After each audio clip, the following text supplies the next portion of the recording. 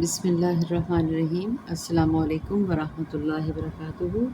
آج ہم رموز و اوقاف یعنی کہ وقف کرنے کی قرآن پاک کے اندر جو علامات ہوتی ہیں اس کو سمجھیں گے۔ پہلی تین چیزیں ذہن میں رکھیں۔ وقف ہوتا کن کن باتوں پہ؟ زیادہ تر ہوتا ہے سانس ٹوٹنے پر۔ پھر وقف توام، اس کو کہتے ہیں جب آیت کے اوپر آیت اینڈ ہو رہی ہوتی ہے، قرآن پاک کی آیت کوئی بھی آیت اینڈ ہو رہی ہوتی ہے، اس کے اوپر آپ نے دیکھا ہوگا گول دائرہ بنا ہوتا ہے، ٹھیک ہے؟ تو اس گول دائرے کے اوپر ہم وقف کرتے ہیں مد عارض کرتے ہوئے، تو بھی اس کو کہتے ہیں وقف تام، یعنی جب آیت مکمل ہوتی ہے۔ تیسری علامت کیا ہے کہ جب وقف رکنے والی علامتیں، یہ جیسے یہ علامتیں ہیں، ٹھیک ہے؟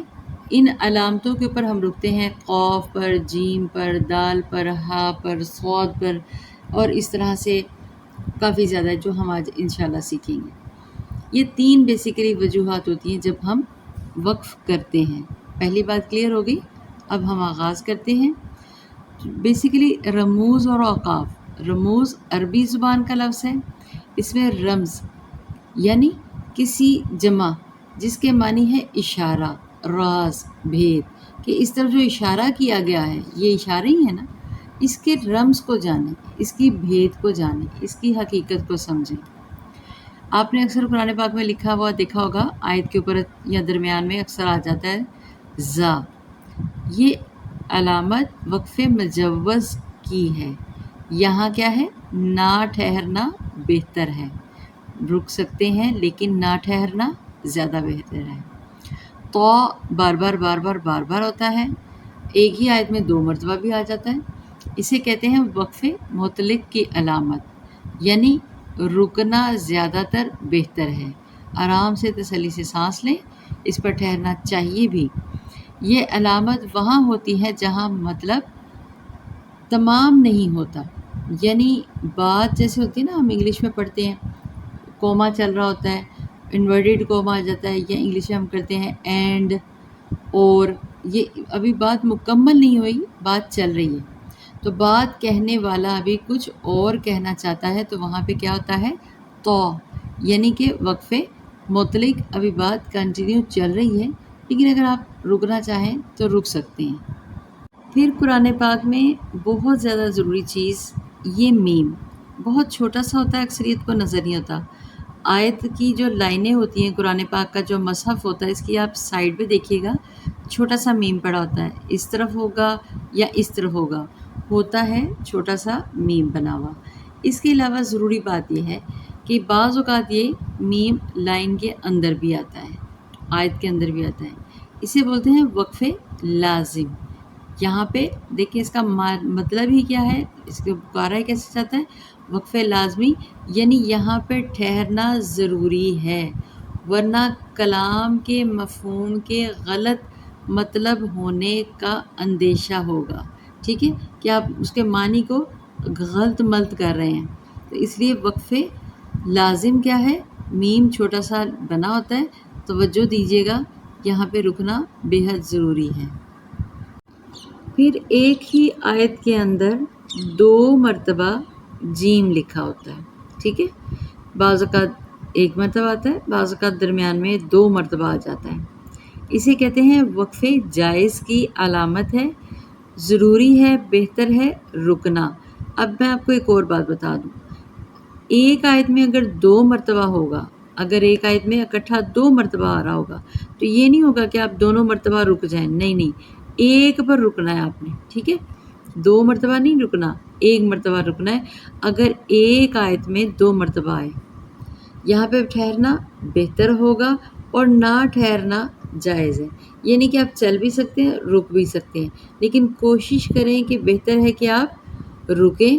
اگر نہیں رکا جاتا تو کوئی حرج نہیں ہے، اور میں نے بتا دیا اس کا دوسرا طریقہ کہ بعض اوقات جیم 2 مرتبہ ہوتا ہے، لیکن کسی ایک پہ رکیں گے، دونوں پہ نہیں رکیں گے۔ پھر یہ بڑا آسان ہے، سرکل بنا ہوتا ہے، اس کے اندر آیت کا نمبر بنا ہوتا ہے، دائرہ بنا ہوتا ہے نا، آیت جب مکمل ہوتی ہے، عربی میں آیت مکمل ہوتی ہے، جیسے کہ الف لام میم، اس کے باقی بھی دائرہ ہے، اور آگے بڑی بڑی آیات ہیں، ان کے آگے بھی دائرہ ہے۔ یہ جو دائرہ ہوتا ہے اس کو بولتے ہیں آیت، اسے کیا بولتے ہیں؟ آیت بولتے ہیں۔ اسے وقف تام بھی کہتے ہیں، جیسے کہ میں نے اوپر آپ کو پہلے اوپر بتایا، وقف تام بھی کہا جاتا ہے۔ رکنا ہے، سانس بھی لینی ہے یہاں پھر اگلے سینٹنس کے لیے پھر آگے آپ اپنی سانس کو مکمل بھر کے پھر آگے سے نیکسٹ آیت سٹارٹ کریں، یہ وقف تام کہلاتا ہے۔ اور اصل میں ہماری پاکستان لینگویج میں زیادہ تر اس کو آیت کہتے ہیں، آیت کہ آیت ختم ہو گئی ہے، تو ہم اس کے اوپر ہمیشہ بلکہ اکثر وقف کرتے ہیں۔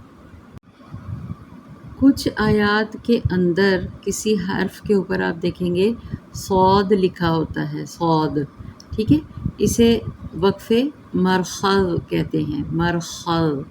یہاں بہتر ہے کہ نہ رکا جائے، ٹھیک ہے، کوشش کریں کہ اس کو ملا کر چلتے چلے جائیں، اس کو رکے نہ۔ لیکن اگر آپ کی سانس ٹوٹ گئی ہے، اب سانس ٹوٹنا تو اپنے کنٹرول میں نہیں ہے، تو آپ رک سکتے ہیں، بہتر ہے۔ لیکن زیادہ بہتر عمل کیا ہے؟ نہ رکنا، کہ ہم نہ رکیں، صاد جہاں پہ بنی ہو۔ اس حرف سے ہم بہت زیادہ واقف ہیں، لام الف لا اکثر بنا ہوتا ہے آیت کے درمیان میں، یہ بھی کبھی حرف کے اوپر ہوتا ہے، کبھی آیت کے اوپر ہوتا ہے، اور بار بار آپ نے دیکھا ہوگا، یہ بہت کامن ہے۔ تو لا کا معنی بھی ایون کہ ہم سب کو آتا ہے، لا کے معنی ہے نہیں، یہ علامت کہیں آیت کے اوپر آتی ہے جیسے میں نے پہلے بھی بتایا، اور کہیں عبارت کے اندر مطلب لائن کے اندر بھی آتی ہے۔ تو لہٰذا جب عبارت کے اندر ہو لام الف لا تو ہرگز نہ رکیں، کوشش کریں کنٹینیو پڑھتے جائیں۔ اگر آیت کے اوپر ہو یعنی کہ گول دائرے کے اوپر ہو تو پھر اختلاف ہے کہ آپ ملا کر بھی پڑھیں اور رک بھی سکتے ہیں۔ تو چونکہ ہمیں پہلے والا صیغہ معلوم ہے کہ آیت پہ ہم وقف کر سکتے ہیں تو آپ رک سکتے ہیں۔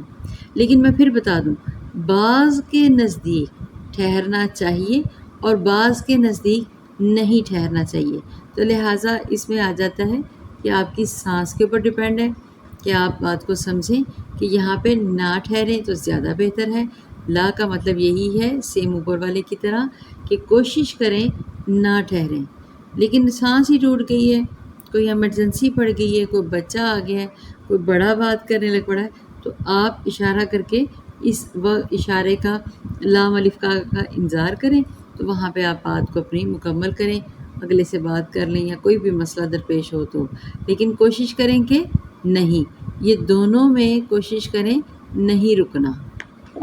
اسی طریقے سے کہیں کہیں آیت کے اوپر معذرت، حرف کے اندر، لائن کے اندر، آیت کے اندر صاد لام صل اس طرح آپ کو ملے گا، صل لکھا ہوا، اس کا مطلب ہوتا ہے قد یوصل، اسے کیا کہتے ہیں؟ قد یوصل کہتے ہیں۔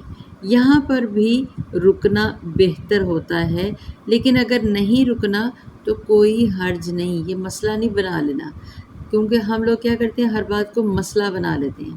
اگر آپ کی سانس رکی پھر وہی طریقہ کار ہے کہ جب کہا جاتا ہے کہ بہتر کیا ہے؟ رکنا، یہ ذہن میں رکھا کریں، بہتر ہے رکنا۔ 4-5 مرتبہ جب ہم قرآن پاک پڑھتے ہیں اور ہمیں یہ باتیں ذہن میں رہتی ہیں تو پھر ہمیں یہ یاد رکھنا آسان ہوگا۔ اب یہ نہ سوال کیجئے گا کہ ہم میم یاد کیسے رکھیں، یہ بیٹا آپ کی ذمہ داری ہے۔ آہستہ آہستہ جیسے قرآن پڑھتے جاتے ہیں، ماشاءاللہ ہم قرآن پاک سال میں 2-2 4-4 مرتبہ تو اکثریت پڑھ لیتی ہے، تو جب ہم پڑھتے جاتے ہیں تو ہمیں یہ علامات سے واقفیت ہوتی چلی جاتی ہے، اور پھر ہمارے ذہن میں بیٹھ جاتا ہے کہ یہاں پہ نہیں رکنا تھا، یہاں پہ رکنا تھا، ٹھیک ہے۔ تو لہٰذا اگر نہ رکے تو مسئلہ نہیں، بہتر ہے کہ ٹھہرنا۔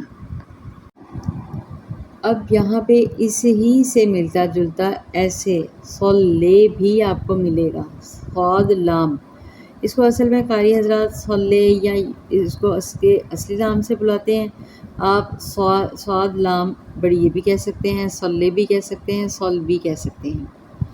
الوصل اول، الوصل اول، وصل مطلب رکنا، یہاں اس کو یہ کہتے ہیں۔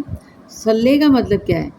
مطلب یہاں پر ہم نے نہیں رکنا، یاد رکھیں، جہاں پہ یہ ہوگا خالی صاد لام، ہم یہاں پہ رکنا بہتر ہے۔